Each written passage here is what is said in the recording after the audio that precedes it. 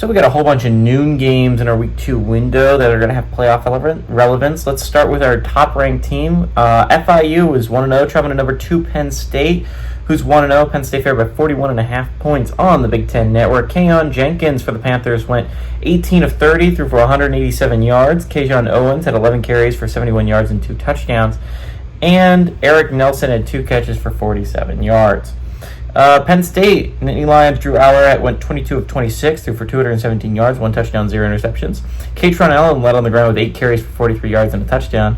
And Kyron Hudson had 6 catches for 89 yards and a touchdown. Penn State's 1-0 against FIU all time. They played in 2007. Penn State won 59-0 at home. This game's not going to go well for FIU. I talked a lot of crap about FIU last video. I'm going to continue to talk it until they prove me wrong.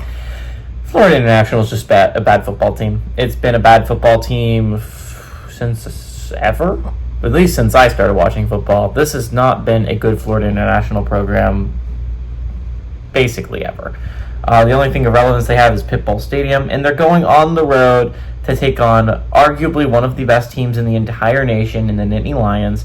Penn State looked pretty solid against Nevada. Obviously, you would like to clean some things up. Nevada was able to run the ball on them pretty effectively, at least early on, and that's something you've got to clean up if you're Penn State. You cannot be having inferior teams like Nevada be able to run on you. What happens when you play a team like Ohio State that likes to run the football and can very well? They don't play Michigan this year, but if you end up somehow drawing them in the Big Ten Championship, that is a team that loves to run the football. You play Iowa. Iowa loves to run the football.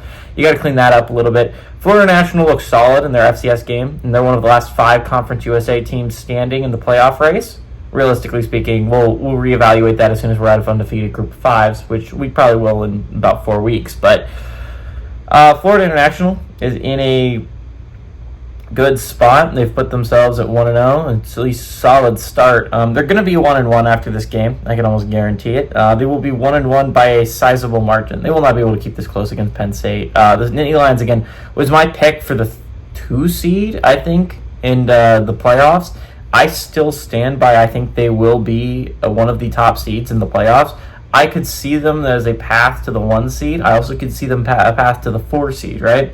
Realistically, I think the 2 best teams in the nation are Penn State and Ohio State, and they will not only play in the regular season, but eventually meet in the Big Ten Championship game, which means I like whoever wins the Big Ten Championship game to get the number 1 overall seed, but whoever loses will probably fall below the SEC champ and the ACC champ and get the 4 seed. So it'll be really interesting. I think Penn State probably ends up with the 1 or the 4 this year. I don't see them as a lot of wiggle room other than that. I don't see either of those 2 teams losing to anyone other than the other. So it'll be really interesting. I think Penn State has a solid team this year. Again, I think this is a team that can compete for a national championship. They're on my short list of teams that can do that. I like the Nittany Lions to win, but they never cover. The Nittany Lions never cover the inferior opponent, so I'll have FIU cover 41.5 point spread.